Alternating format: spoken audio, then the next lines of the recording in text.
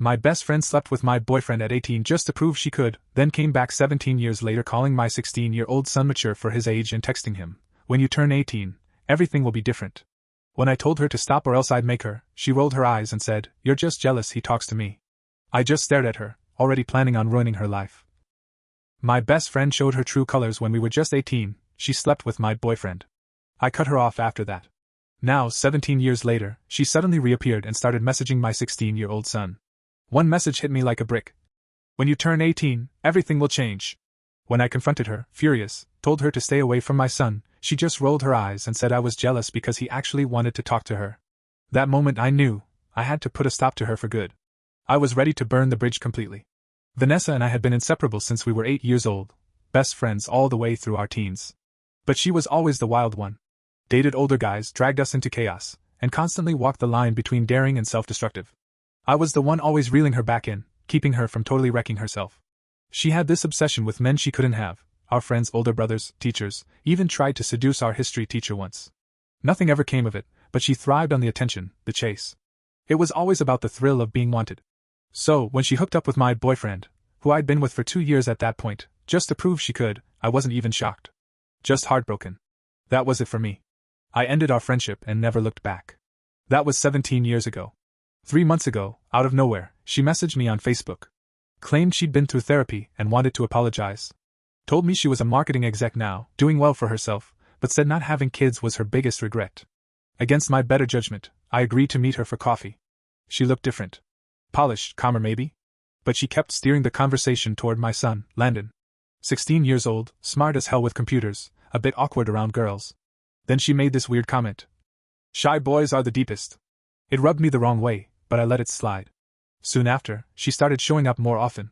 Brought Landon expensive gaming gear, promised to connect him with people in the tech industry. And Landon, who barely opened up to anyone outside the family, took to her like they'd known each other for years. They played video games late into the night, and I'd find them on the couch, sitting way too close, laughing like old friends. She kept telling him he was so mature for his age, and even bought him cologne, said girls noticed that kind of thing. Then she, accidentally, sent a sexy photo to our group chat. Claimed it was for a dating profile. But she followed it up with a private message to Landon, asking if he thought she looked good. When I called her out, told her she was crossing a line, she waved me off, said I was just projecting my own insecurities. Said I was jealous of the connection Landon had with her. After we had a huge argument, she vanished for a week. Then came back crying, promising she'd respect boundaries from now on. Things seemed okay for a while. But then Landon started hiding his phone and wearing that cologne she bought him. I got suspicious. Checked our phone bill and found hundreds of texts to an unknown number. When I confronted him, he handed over a burner phone, one Vanessa had given him. She told him I was controlling and just didn't understand the special bond they shared. I read through some of the messages and felt physically sick. She was grooming him, saying things like how he wasn't like other boys, that she had feelings she probably shouldn't, but once he turned 18, everything would be different. Then last week, at Landon's basketball game, she showed up uninvited. Took pictures from the bleachers. After the game, she whispered something to Landon that clearly upset him. His best friend Jaden later showed me their chat logs. Landon was planning to meet someone special, in a hotel for his 17th birthday. Jaden knew it was Vanessa. He told me, straight up, he thought her behavior was disgusting. When I confronted Landon, he broke down crying. Admitted that Vanessa had told him she was in love with him. Said they were planning to celebrate his birthday alone, but she promised to wait until he was 18 to make it official. A private investigator I'd hired confirmed that Vanessa had been fired recently over an affair with a 19-year-old intern. He also discovered a pattern. She was targeting teen boys with single or divorced mothers through Facebook.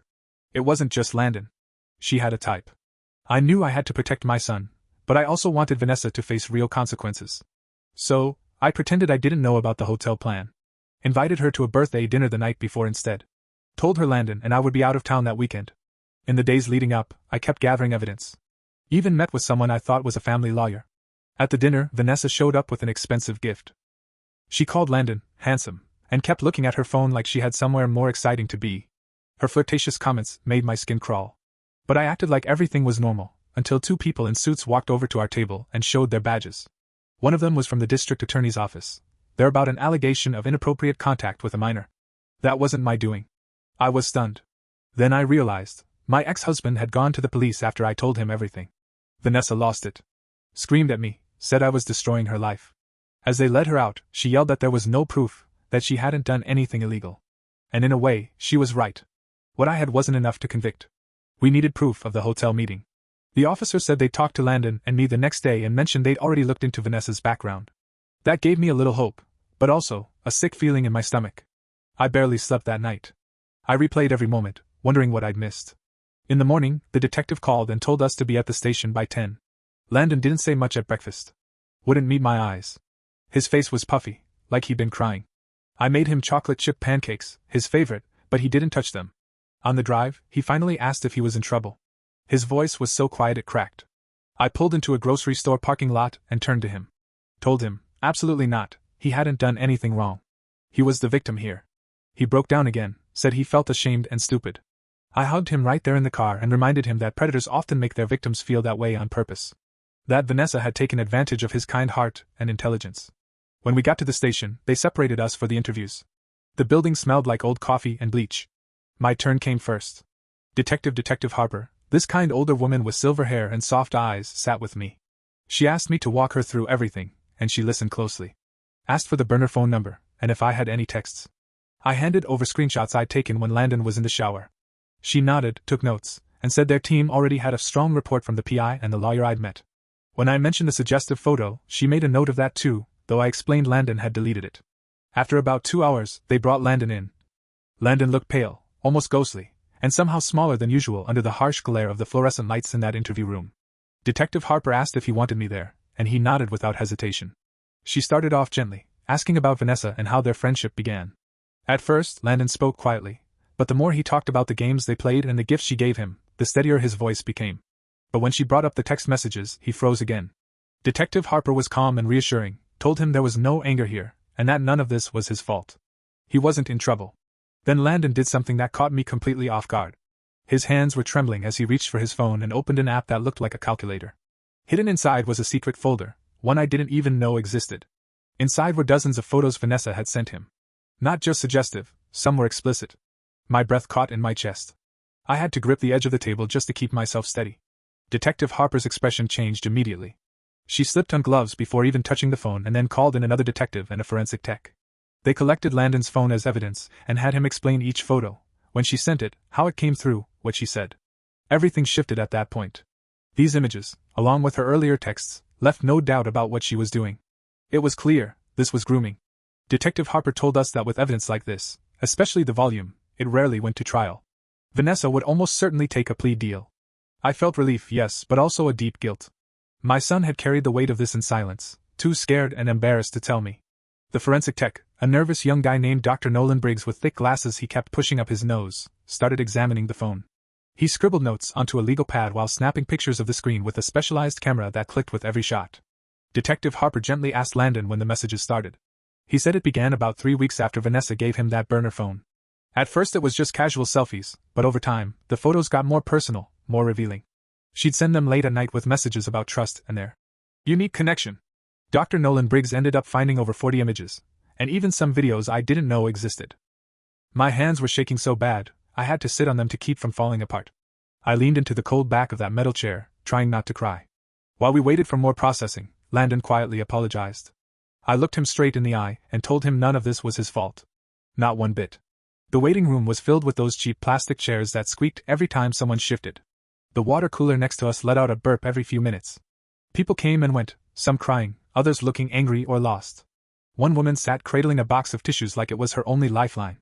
A couple hours later, Detective Harper came back with another woman, someone from the DA's office. She introduced herself as ADA Claire Bennett and calmly walked us through what would happen next. There was more than enough for a warrant. Vanessa would be arrested within the hour. Given her history, and now the photos, Amy said Vanessa would likely face 2 to 5 years in prison and would be required to register as a sex offender. While Amy explained the legal steps, I couldn't stop thinking about all the red flags I missed. All those late-night gaming sessions suddenly looked so different. We left the station around 3 in the afternoon. Landon hadn't eaten since breakfast, so I took him to his favorite burger place, the one with the old red vinyl booths and scorched checkerboard floors. He ordered a double cheeseburger but only managed to eat half. We sat by the window, just watching people go about their normal lives, like nothing had happened.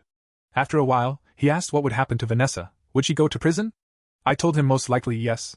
He nodded quietly and reached for his fries again, breaking them into little even pieces like he always did when he was nervous. I asked if he wanted to talk, but he shook his head. Then he asked if we could just go home and watch a movie instead. Of course, I said. We left our half-eaten meals and headed home. I made popcorn while Landon flipped through movie choices. He picked a superhero flick we'd seen a dozen times, comfort food for the brain. We curled up on the couch under his grandma's old quilt, the one with the stars and moons stitched into it. He fell asleep somewhere around the halfway point, his head resting on my shoulder. I didn't move an inch. I just stayed there, listening to him breathe, letting the quiet hold me while my phone buzzed nonstop from the coffee table. I didn't even glance at it. Whatever it was, it could wait. Around 6, my ex-husband, Mark, showed up. I had texted him earlier. We're home. No details. Just enough. He walked in, saw Landon passed out on the sofa, and motioned for me to follow him into the garage where we kept the workout gear. I gently pulled away from Landon and tucked the blanket tighter around him before slipping out. Mark was pacing like a storm cloud ready to break, jaw clenched, fists balled. He exploded. Said he should have known something was wrong. That he should have done something, anything, sooner. I asked him to keep it down. We didn't want Landon waking up to another fight. But Mark wasn't hearing it. He slammed his hand against the countertop and growled that being oblivious was the problem in the first place. We went back and forth like that for 20 minutes. Whisper yelling, trying to release all the guilt and frustration without making noise. After he left, I finally checked my phone. 15 missed calls from numbers I didn't recognize, and at least twice as many texts. Word was getting out. Jaden's mom had texted, asking if Landon was okay. 2 other basketball moms wanted to know what had happened at the restaurant. I turned my phone off and dropped it on the end table. Landon was awake, staring blankly at the TV. I asked if he heard us arguing. He said no, but his eyes didn't meet mine. I knew he was lying. I didn't push. We ordered Chinese food, ate straight from the containers while watching another movie, not saying much. That night, Landon couldn't sleep. Around 2 in the morning, I heard him get out of bed and wander down the hall. The floorboards creaked beneath his feet. I knocked softly and found him at his desk, just staring at the computer screen. He had pulled up Vanessa's Facebook page. He was scrolling through her posts, even the ones where she bragged about how proud she was of him. One photo, taken just 2 weeks ago, showed them in a playroom. She'd captioned it, "My favorite person," with both of them holding little plush animals. In the comments, her friends praised her for being such a sweet mentor. I quietly closed the laptop, then went and poured us some warm milk. We sat together at the kitchen table in silence, just breathing the same air, the darkness holding us still. The next morning, Detective Harper called early. They'd arrested Vanessa at her apartment the night before. She tried to run, but they caught her in the parking lot. She'd be held until the hearing, with no bail.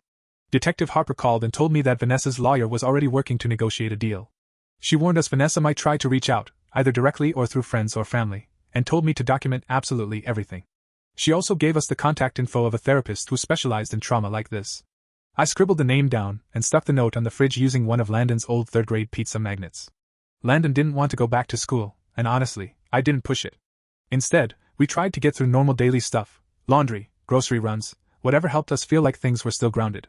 At the store, Landon stayed close by me the whole time. Usually, he'd wander off to flip through the magazines, but not that day. An older woman in line smiled and said I had such a helpful young man. Landon just gave her a small nod and kept his eyes down.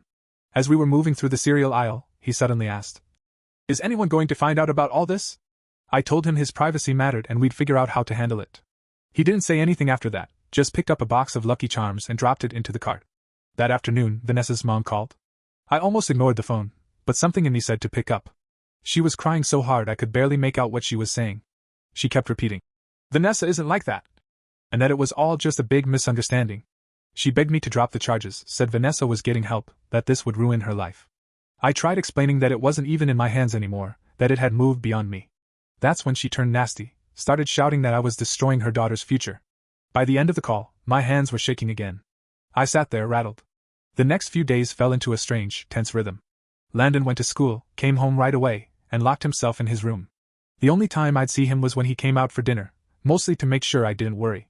One afternoon, his friend Jaden dropped by, but Landon didn't want to see him. I overheard Jaden talking to his mom outside, saying everyone at school was buzzing about it. Apparently, some parents had been at the restaurant the night of Vanessa's arrest, and rumors were flying. I called the school counselor, hoping maybe she could talk to Landon, but she said she couldn't do anything unless he came to her directly. A week after Vanessa's arrest, Detective Harper phoned again. She said Vanessa's lawyer was pushing hard for a plea deal, 2 years in prison, 5 on probation, and lifetime registration as a sex offender. The DA's office felt the evidence was strong, and they believed this would spare Landon from having to testify. When I asked Landon what he thought about it, he just shrugged. Later that night, I found him curled up in bed with his old teddy bear, tears running down his face. He told me he didn't want her to go to prison, but he also never wanted to see her again. I held him while he cried. Sometimes you don't need to say anything, just be there. We made an appointment with the therapist Detective Harper had recommended. Her name was Dr. Emily Rhodes. Her office was inside a cozy old Victorian house with a sunflower garden out front. Landon was pretty nervous about going, so I sat in with him that first time. Dr. Lynn was younger than I expected. She had this calm, warm energy, and the kind of smile that made people feel safe. The walls were decorated with colorful drawings from other kids she'd worked with.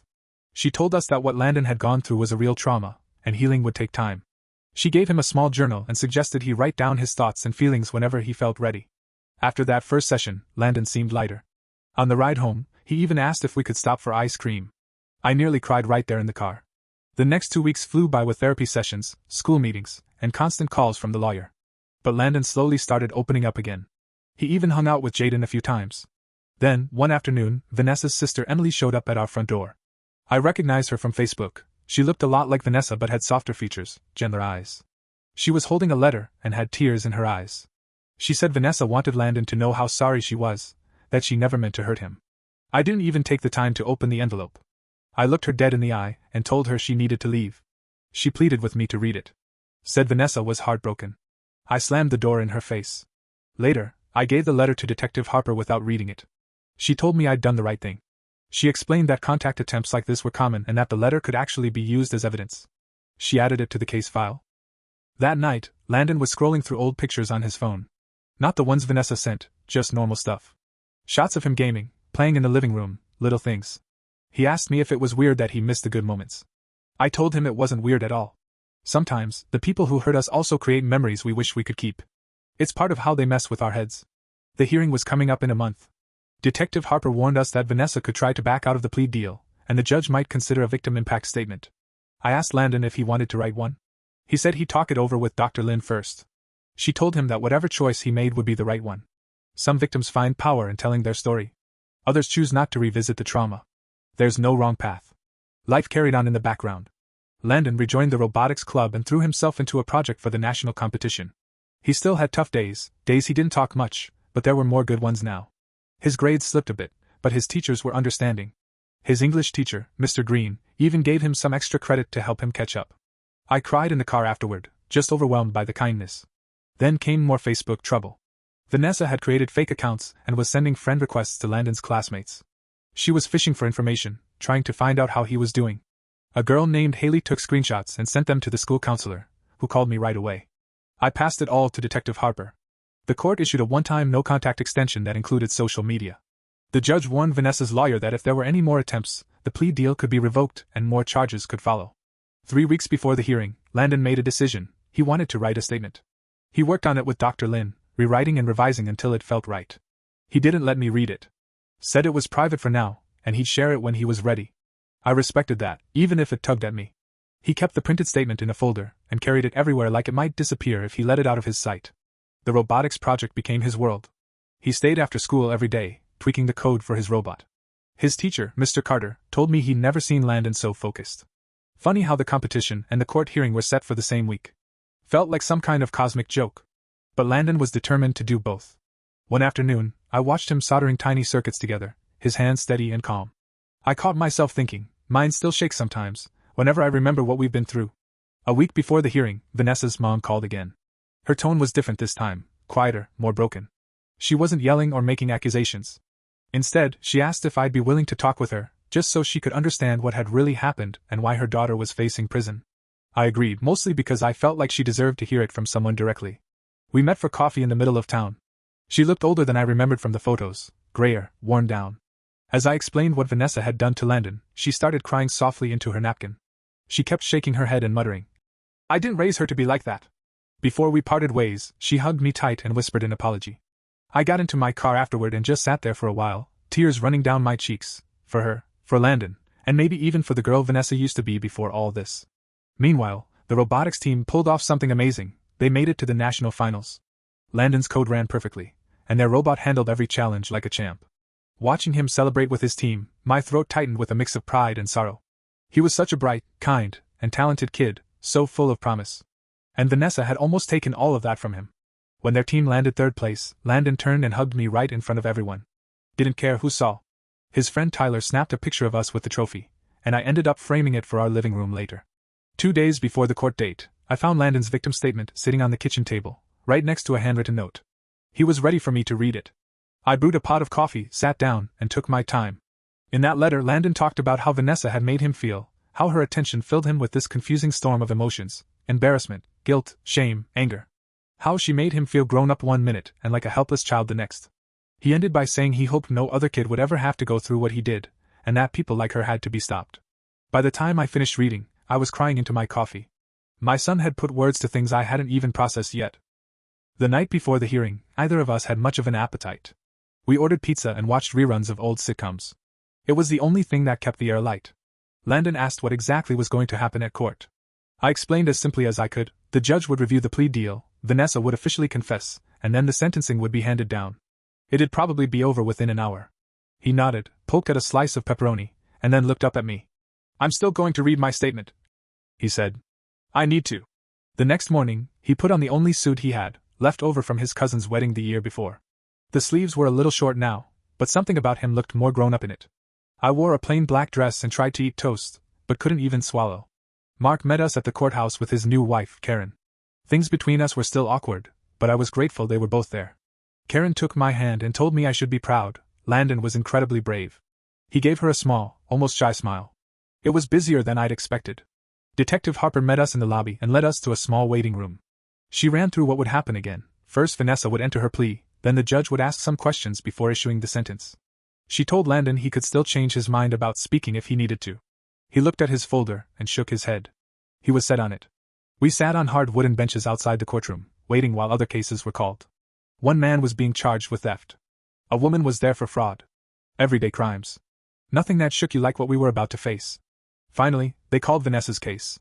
We walked into the courtroom and sat just behind the prosecutor's table. I made sure Landon was between me and Mark so he'd feel surrounded by people who loved him. At the defense table, Vanessa sat in an orange jumpsuit. She looked smaller than I remembered. Her hair was pulled back tightly, her eyes focused on the table. The judge read the formal charges out loud. When asked how she pled, Vanessa mumbled, "Guilty." So quietly, in fact, the judge had to ask her to repeat it. Hearing her admit it out loud sent a wave of nausea through me. My stomach twisted into knots. The prosecutor laid out all the evidence: photos, messages, witness reports, the grooming patterns. Even though I knew it all already, every word hit me like a punch to the gut. The judge turned to Vanessa and asked if she fully understood what she was admitting to. She nodded without looking up. Her lawyer chimed in, saying Vanessa was taking responsibility and planned to enter therapy. He pointed out that she had no prior criminal record, as if that made any of this better. Still, Vanessa never looked up from her folded hands. Then it was time for victim statements. The prosecutor called Landon's name. Slowly, he stood.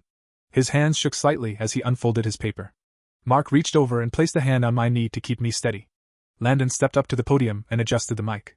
He looked so young standing there, but when he spoke, his voice, though a little shaky, was steady enough. He talked about how it felt to be manipulated by someone you trusted, how Vanessa made him feel special and dirty at the same time. He spoke about the confusion and the betrayal, about the way it tears you apart when someone you looked up to hurts you.